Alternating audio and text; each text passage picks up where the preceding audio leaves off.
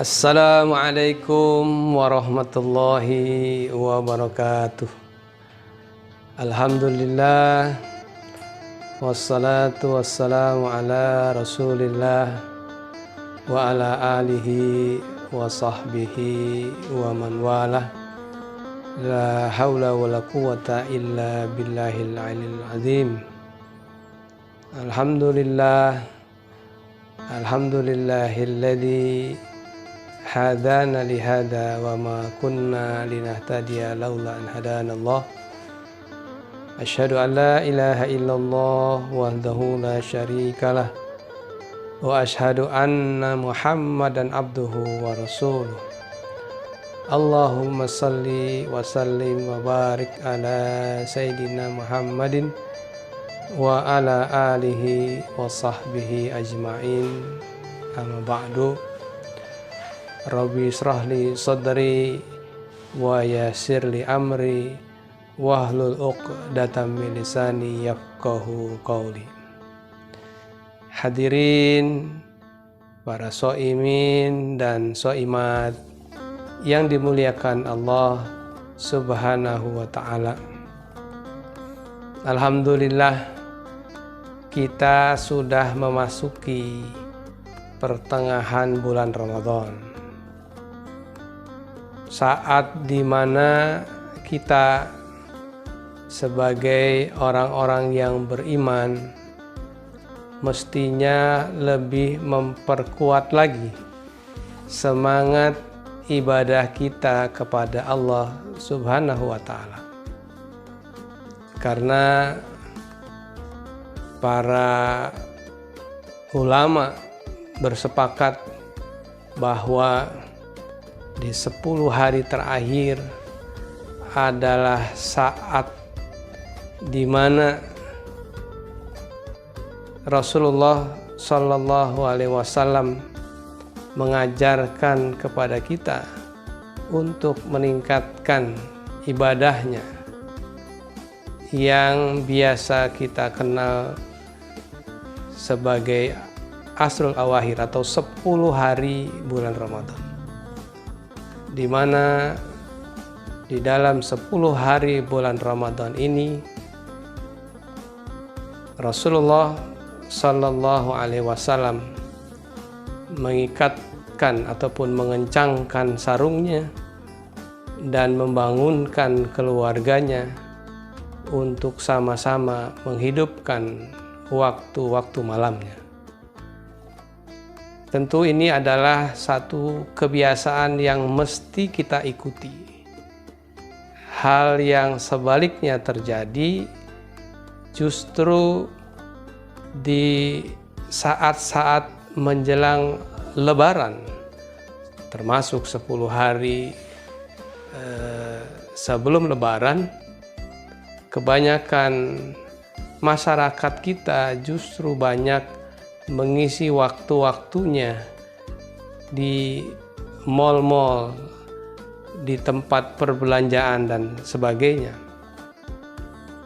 Ini sesuatu hal yang mesti kita perbaiki sebagai seorang muslim yang baik. Tentunya kita berupaya untuk bisa ittiba, untuk bisa mengikuti apa yang biasa dilakukan oleh Rasulullah Sallallahu Alaihi Wasallam. Dan pada pertengahan bulan Ramadan ini kita diingatkan dengan salah satu peristiwa di mana Al-Quran diturunkan.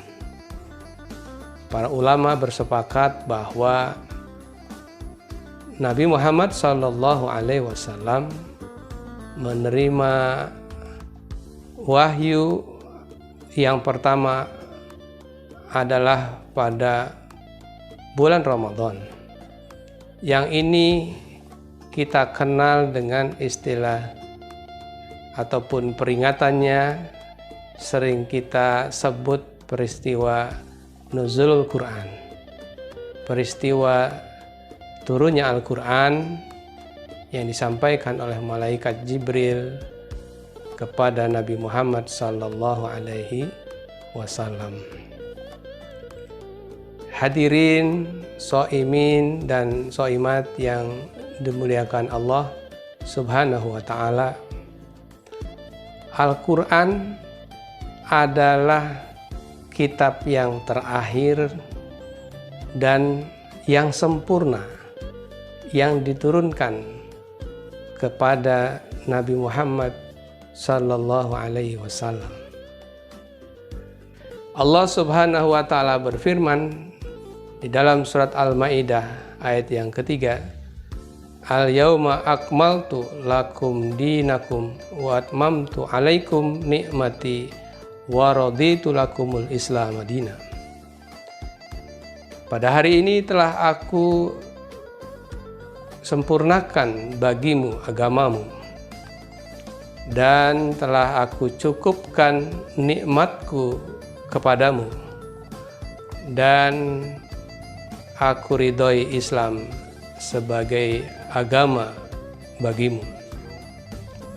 Dari ayat ini menggambarkan bahwa Allah Subhanahu wa taala ingin memastikan bahwa ajaran Islam yang diturunkan melalui Nabi Muhammad sallallahu alaihi wasallam adalah ajaran yang sudah sempurna, ajaran yang sudah selesai disampaikan kepada nabinya.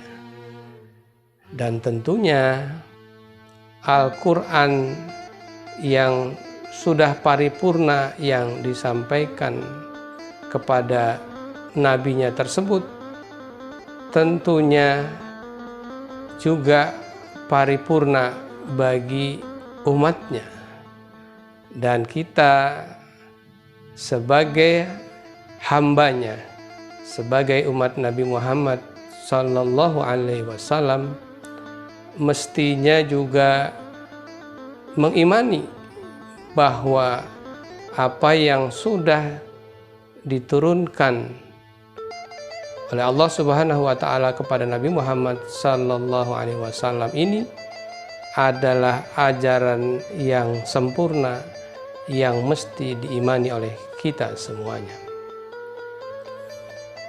Hadirin yang dimuliakan Allah Subhanahu wa taala. Dalam kehidupan global saat ini, dalam kehidupan modern kita saat ini, tentunya kehidupannya adalah kehidupan yang begitu kompleks. Akan tetapi yakinlah bahwa Al-Quran Al-Karim tetap sebagai petunjuk bagi kita sebagai hambanya. Apalagi di zaman sekarang, zaman yang luar biasa, bukannya kita semakin menjauhkan diri dari Al-Quran, malah justru kita harus semakin mendekatkan diri kita kepada Al-Quran. Yakinlah bahwa semua persoalan-persoalan yang ada, semua jawabannya ada di dalam Al-Quran. Baik jawaban yang tersurat ataupun jawaban yang tersirat. Dan ketika sebagai seorang muslim, maka kita tidak boleh mengimani sebagian ayatnya tetapi kufur terhadap ayatnya yang lain. Bahkan kita harus meyakini bahwa seluruh ayat-ayat yang ada di dalam Al-Quran ini adalah ayat-ayat yang bisa menyelesaikan persoalan manusia. Jangan seperti orang-orang Yahudi ataupun Bani Israel yang disitir oleh Allah Subhanahu wa taala. Di dalam surah Al-Baqarah ayat 85, afatu'minuna bi ba'dil kitab wa takfuruna bi ba'd. Apalah kalian beriman kepada sebagian ayat tetapi kalian kufur kepada sebagian ayat yang lain. Dan kita, ketika kita betul-betul sebagai seorang muslim, seorang mukmin, maka kita harus betul-betul masuk ke dalam Islam ini secara keseluruhan, secara kafah. Sebagaimana firman Allah Subhanahu wa taala, ya ayyuhalladzina amanu udkhulu fis silmi kafah wa la tattabi'u khutuwatis syaitan innahu lakum aduwwum mubin. Wahai orang beriman, masuklah kalian ke dalam Islam secara keseluruhan. Dan janganlah kalian mengikuti langkah-langkah setan, karena sesungguhnya setan itu adalah musuh yang nyata bagi kalian. Hadirin, soimin dan soimat yang dimuliakan Allah Subhanahu wa ta'ala. Dari apa yang saya paparkan di atas, maka betapa pentingnya kita memahami Al-Quran, betapa pentingnya kita mempelajari Al-Quran. Karena sesungguhnya Al-Quran itu adalah petunjuk bagi orang-orang yang bertakwa. Ya, bahwa Al-Quran adalah hudal lil muttaqin, petunjuk bagi orang-orang yang bertakwa. Artinya ketika kita yakin bahwa Quran ini merupakan petunjuk, maka ketika kita menghadapi permasalahan, ketika kita menghadapi persoalan hidup, kalau kita kembalikan kepada Al-Quran, jangan-jangan apa yang kita lakukan, apa yang kita kerjakan tidak sesuai dengan apa yang sudah Allah berikan, Allah tunjukkan di dalam Al-Quran Al-Karim. Intinya, hadirin yang dirahmati Allah Subhanahu wa ta'ala, mari kita yakini bahwa Al-Quran adalah solusi, bahwa Al-Quran bisa menyelesaikan persoalan-persoalan kita. Tinggal kembali kepada kita. Maukah kita kembali kepada Al-Quran? Maukah kita mempelajari Al-Quran? Hadirin yang dimuliakan Allah Subhanahu wa ta'ala, agar kita lebih memahami lagi tentang Al-Quran, agar kita bisa berinteraksi lagi dengan Al-Quran, maka ada beberapa langkah yang mesti kita lakukan agar kedekatan kita dengan Al-Quran bisa senantiasa kita jaga. Yang pertama adalah membaca Quran, tilawatul Quran. Ya, bagaimana kita mengawali interaksi kita dengan Al-Quran adalah dengan membaca Al-Quran. Bulan Ramadan adalah bulan yang baik, bulan di mana para hamba-hamba Allah ini merasa ingin dekat dengan Allah Subhanahu wa ta'ala. Dan momen Ramadan inilah saatnya buat kita untuk banyak-banyak mendekatkan diri kepada Allah dengan banyak-banyak membaca Al-Quran. Bahkan di dalam bulan Ramadan ini, semakin banyak kita membaca Al-Quran, maka semakin banyak pahala yang akan kita dapatkan. Rasulullah Shallallahu Alaihi Wasallam pernah mengatakan bahwa alif, lam, mim itu bukan satu huruf, tapi alif satu huruf, lam satu huruf, dan mim juga satu huruf. Artinya kalau di dalam bulan Ramadan ini satu huruf itu diganjar misalkan dengan 10 kebaikan, maka alif, lam, dan mim itu sudah 30 kebaikan. Semakin banyak kita membaca Quran, maka akan semakin banyak lagi kebaikan yang kita dapat. Yang kedua adalah mentadaburi Al-Quran.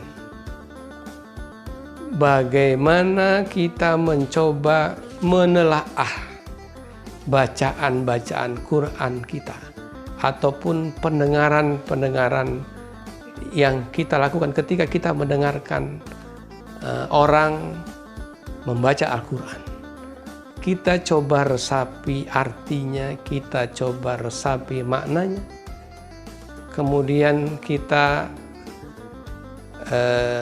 komparasikan dengan kehidupan kita. Itu cara kita mentadaburi Al-Quran. Disitulah kita akan merasakan kebesaran Allah Subhanahu wa Ta'ala. Yang ketiga adalah dengan cara menghafalkan Al-Quran. Ya, jadi sudah kita tilawah Quran, sudah mentadaburi Quran, sudah kita mencoba untuk menghafalkan Al-Quran. Sesungguhnya mereka-mereka yang menghafalkan Al-Quran, bahkan kalau dia menjadi hafidhah, penghafal Quran, maka akan banyak kemuliaan yang dirasakan oleh para penghafal Al-Quran tersebut. Mudah-mudahan kita selalu berharap, berdoa pada Allah Subhanahu wa Ta'ala agar kita bisa menjadi orang-orang yang bisa dan mudah menghafalkan Al-Quran. Kalau saat ini mungkin kita sudah merasa diri kita tidak sanggup menghafal, kita berdoa memohon pada Allah, mudah-mudahan anak keturunan kita. Kalau anak kita belum, mungkin cucu kita. Ya, minimal ada dari satu keturunan kita yang bisa menghafalkan Al-Quran Al-Karim. Dan yang keempat, cara interaksi kita dengan Al-Quran adalah mengamalkan apa yang sudah kita baca, kita fahami, kita hafalkan, ya, kemudian kita amalkan dalam kehidupan sehari-hari. Itulah adalah cara kita berinteraksi dengan Al-Quran. Mudah-mudahan di bulan Ramadan ini Allah senantiasa memberi kemudahan kepada kita semuanya untuk bisa senantiasa membaca Al-Quran, mentadaburi isi Al-Quran. Syukur-syukur kita juga bisa menghafalkan Al-Quran dan kita bisa amalkan dalam kehidupan sehari-hari. Mudah-mudahan amal-amal kita atau puasa kita di dalam bulan Ramadan ataupun amalan-amalan kita yang lain dalam bulan Ramadan ini menjadi amalan-amalan kita yang terbaik, dan mudah-mudahan kita keluar dari bulan Ramadan ini sebagai orang-orang yang bertakwa sebagaimana yang diharapkan oleh Allah Subhanahu wa Ta'ala di dalam surah Al-Baqarah ayat 183. Demikian yang dapat saya sampaikan, lebih dan kurangnya mohon dimaafkan. Aqulu qouli hadza wa astaghfirullah wa lakum wallahul muwaffiq ila aqwamit thoriq.